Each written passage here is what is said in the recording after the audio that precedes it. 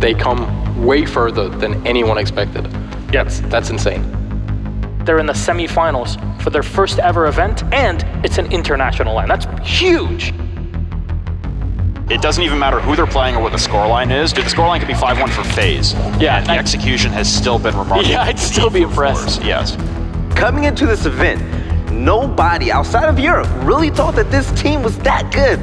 I was reserved on my predictions. Now that I've seen what they're capable of, I want to see them go off. They're showing that they belong, and I think that's really impressive for a team that's in CL that has never been in Pro League before. This is their very first major. forZe are playing like they've been around this scene for years, and that's a scary thing. They're impressing everybody, and they're just beating everybody.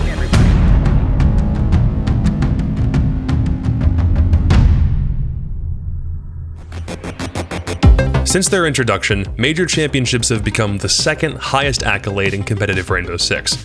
We're not talking Pro League Finals or the Invitational, but specifically the Majors, debuting at Paris in 2018 and having 7 more iterations since. Not counting the mini-majors. I don't have to explain why. The stories for the teams that win usually hog all the spotlight, and for good reason. G2 winning the inaugural, Empire toppling them the next year, Team 1's Cinderella run, FaZe's first LAN win, Spoit's rookie stage, BDS finally taking it. There hasn't been a bad major winner yet. But what about the underdog stories that nobody remembers? Months ago, I asked Reddit what was the most unexpected run in major history, a team with expectations so low, yet a result that shocked everybody. Most people were quick to say Team 1 winning the Mexico Major, as they not only forced and won Siege's first ever tiebreaker match, they also bested 3 notable teams in playoffs and won the whole tournament. Some said Dark Zero winning Charlotte, as not many people even thought they'd get out of groups. Some said Damwon in Sweden for surviving the group of death as an APAC team and being 1 overtime round away from the region's first ever grand final. Some said Rogue at that same major, because they still had rips back then. Man, that's just mean. But there's an issue. All those examples were majors where only pro teams could qualify.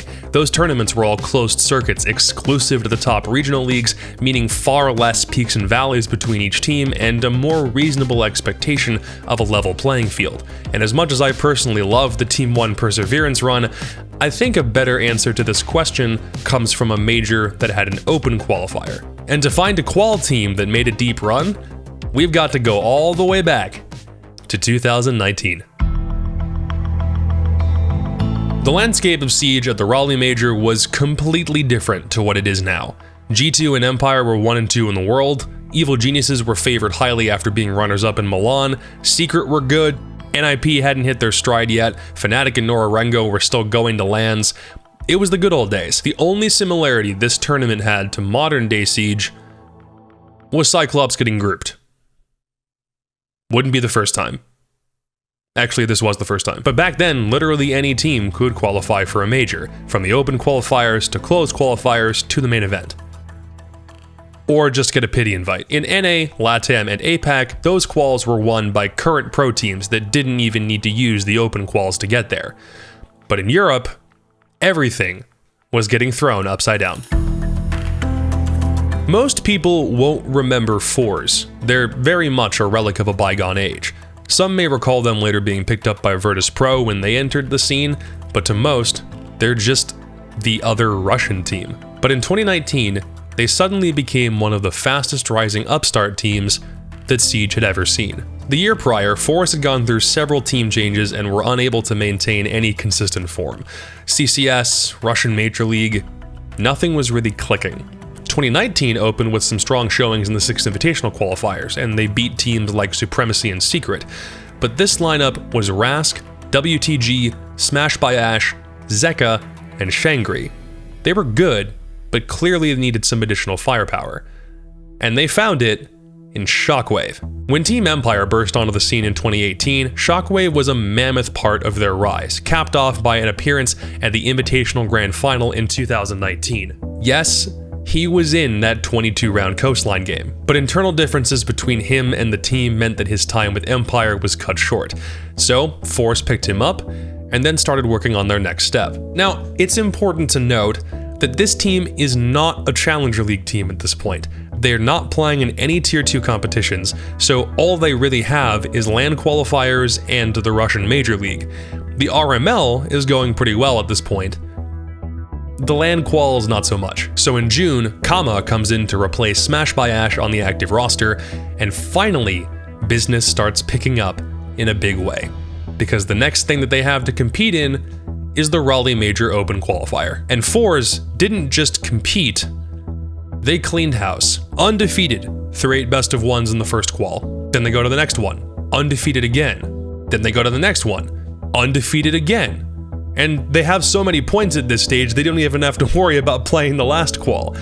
They're already in the closed qualifier.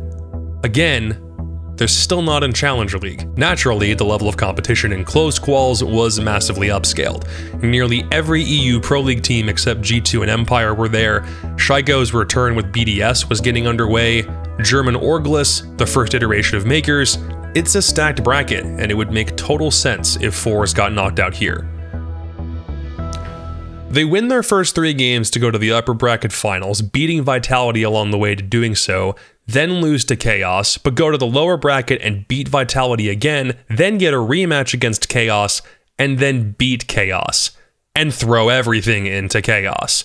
Suddenly, against all odds, this team is going to North Carolina. Still not in Challenger League, by the way. Raleigh is the second major Siege ever held, and a team that isn't in Tier 1, hell, isn't even in Tier 2, is already qualified for one. And you know what the funny part is? They qualified for Challenger League the next week. They went in reverse order.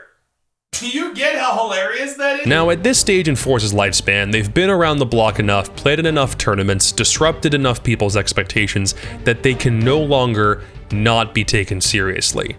They're going to the second biggest tournament in the land. People need to understand what makes them good. So what does make forZe good?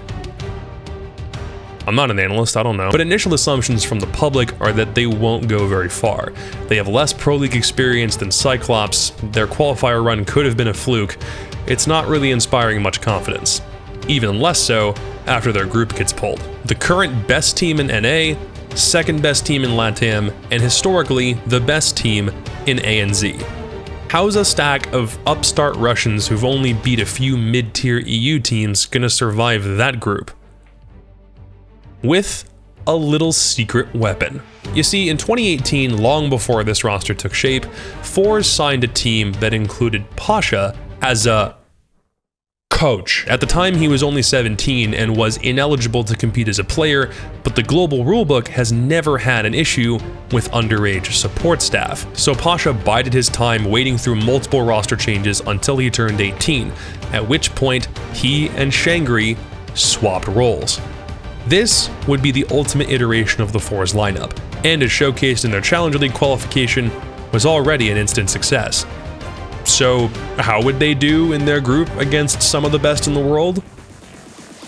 Pretty damn well. Plant is completed. They push right through one another, but Pasha on the pull-off and the pre-fire. Now they dance around the corner with each other, and Kama will push in from the main hallway. This has been devastating for FaZe. They just look like they cannot hang. Oh, Astro's been down. The run out here, he's gonna get one, grab two for his troubles on the run. What? Turning the corner, the anticipation. Good bait there, but it won't be enough. It's good look for Pasha here. Now pushing in through. Wow, the drop shot.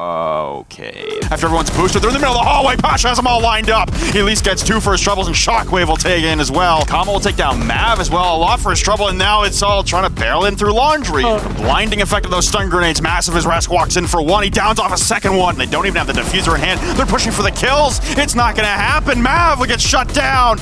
There's air jabs coming. Okay, bye, Pasha. Hello. I guess he was getting bored. There's the top spiral barricade. Will get ripped wide open, and it'll be a track stinger. Kama winning 2 of them, Astro winning 1. One more before that as well, and now it's Shockwave and Rat. All right, guess what? They won. Game over. They also have the Nomad combined with Gridlock. That should help with Rask. Yeah, let's see. Hold on. I'll pull up the stats for the bomb set. Whoa. Rask! That's last man standing in a 1v5 of flawless rounds. I'm actually very scared for Dark Zero. He's going to spot out one, but the defuse still going down from BC. Pasha unaware. 1 second left. All he has to do is hit the hand. Pasha! The 1v3 clutch! Lights up BC. Hyper covering from the rafters. Pasha will down him. Hyper back on his feet. All it takes is one shot, though. Beautiful flick there from Pasha. Now the 1v1! Pasha alone in the 1v2. They need to get a plant going here. The diffuser's on the ground. All forZe have to do is back off. WTG, the last man standing, and forZe will win out on time. Angle from down below here from Pasha. Read by Nyx, but still cut down. In behind the mattress, another one from forZe. Shockwave collects 2. Cut down, pushing through construction. The last man standing is BC. And ladies and gentlemen, forZe to the quarterfinals. 2-0. They only dropped 1 map in the whole group stage. They picked into Clubhouse against FaZe and won, took Dark Zero past the limit in just 2 maps, and suddenly, before anyone realized what was happening, forZe were in the playoffs. It wasn't the only surprise of the group stage. Evil Geniuses got stunned, SSG went 2-0, Secret made it over Rogue, but it was the biggest surprise. On the flip side, G2 and Empire went 2-0, FaZe had still qualified, no APAC teams made it through, and it had a pretty balanced mix of expected versus unexpected results. And things still had space to get a little crazy. The quarterfinal draw gave forZe Giants Gaming as their first opponent. They'd gone 2-1 in a group with SSG, NIP, and EG. The last 2 they'd ended up eliminating. This team was known for counter-stratting directly against their opponents, but with forZe, there just wasn't much to counter-strat against.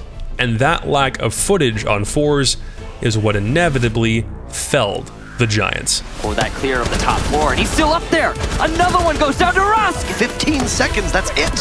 Kama getting the diffuser down, WTG covering. Well, down goes Alfama, and the Giants just have nothing now. It's all on Higgs. Diffuser down successfully, and forZe somehow turned this around. And there goes the diffuser with 10 seconds left. He retreats. He knows there's another direction, but no, map 1 is gonna go to the Russians. But Rask is in sight. How does he do it? And he's got 2 for himself, looking for a 3rd, and he gets it. Waiting to see if they'll emerge. Oh, and it's 3 kills for forZe. Not trying to play off of the diffuser. Pasha falls up. Oh, and what a clutch from him. This could be a tricky spot from the Giants, and they're gonna have to take chances. Oh, Rask is down. There's Corey, but he falls to Shockwave, and Rise with a fraction of HP will have to go up against an Echo and a full HP Smoke. That'll be it, as he runs right in, and he doesn't look left, he doesn't look right. We got our first semi-finalist. Now, if the Raleigh Major was happening in 2022, you might start believing forZe actually had a real chance to run away with this thing. They'd qualified when no one thought they would, they beat teams of all skill levels, they just won their first game on stage. If this were 2022, when genuinely anybody had a chance to win majors, then everyone would have been on this hype train. But in 2019, this was the era of 2 gatekeepers, and if forZe wanted to go any further, then they'd have to go through the current world champions. Might just be a flawless round for G2 Esports. Trying to push up the 90 hallways. 2 quick kills for G2. 3 now. Uno, Cantu, and Pangu all jumping in. It's down to the 1v4. Spots 1 on Cool Vibes, but Pangu on the flank once again. Cantu's on about 1 HP, but another one for Goga. It's a clean sweep for G2 in the ending. Pangu trying to shut this out. The Nitro Cell goes soaring, and WTG vaults over the desk. He picks up 1 and 2. Diffuser in hand, and both the remaining G2 members are lining up for one another. There goes the C4. It's all over. G2 walked their way to Clubhouse. Cantu's locking down the garage with ease. He'll rip through Rask. Another one dives in, and another one to meet his maker. Uno will chew through Kama. 2 up left. Oh no, a team kill there for Pasha, but he also grabs Uno. Now it's the 1v2. They have the man advantage, and they threw it all away. Shockwave on 25 HP with 15 seconds is going to walk to his immediate death here in just a moment, and you can see the silhouette closely getting there, and there we go. Nitro Cell being prepped here, being launched out by Uno, and say goodbye to the both! WTG and Shockwave are done for. Shockwave completely surrounded as the plant is going down momentarily. They will pull off and all barrage him. Goga closes it out. The best support in the world on the best team in the world. They have a rematch from the Six Invitational with Empire tomorrow.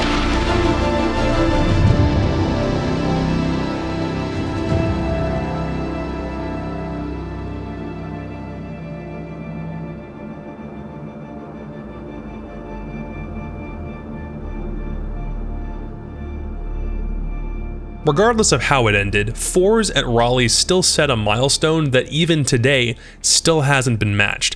They remain the only team who weren't in Tier 2 to make it to a major at the time of qualification. After the Raleigh Major, forZe placed 2nd in Challenger League, then went to win relegations over Penta to join European Pro League. A 1 versus 5!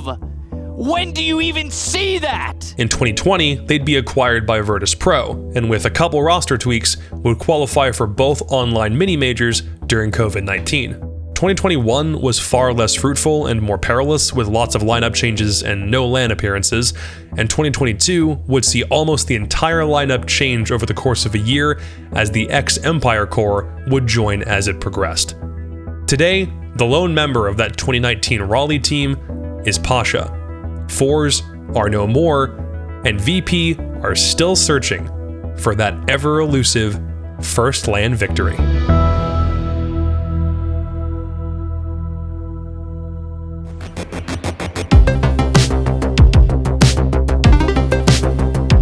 So, where the hell have I been?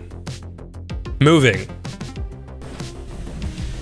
That's the honest answer. After 14 years of living in the Mile High City, I decided to fly the coop back to my home state of California and give the City of Angels a try. Yes, rent is as atrocious as you see on the news. Luckily, everything I've been doing in esports over the past 3 years has been enough to help pay for this endeavor, but this has taken enough time over the past month to make the move and get acclimated to this new space, so I figure why not do some more content just to give myself something to do over what's probably going to be a really dry 3 months. So, for your knowledge, here's some things to do. First thing, jump in my Discord server if you're not already, links in the description. It's actually a very tight-knit competitive community surrounding Rainbow Six and esports competition and other things that happen within the gaming sphere. Super nice community. If you're not in there already, go ahead and hop in. Second thing, make sure you're following me on Twitter. I'm really close for some reason to hitting 15,000 followers, but I can't get over the hump. God damn. And third, if there are any other ideas within this kind of vein, like this, like you can just look at the title of the video, and if there's anything like this that you can think of that we can tackle in a format like this, feel free to let me know, because I'm always down to steal ideas from you and make them my own. But I'll actually put effort into making it good. That's about it. Hit up my Twitter, my Twitch, and this YouTube channel for more in the coming days. Please and thank you. I have not said that outro in a good couple of months. It's good to be back. I'll see you later. Peace.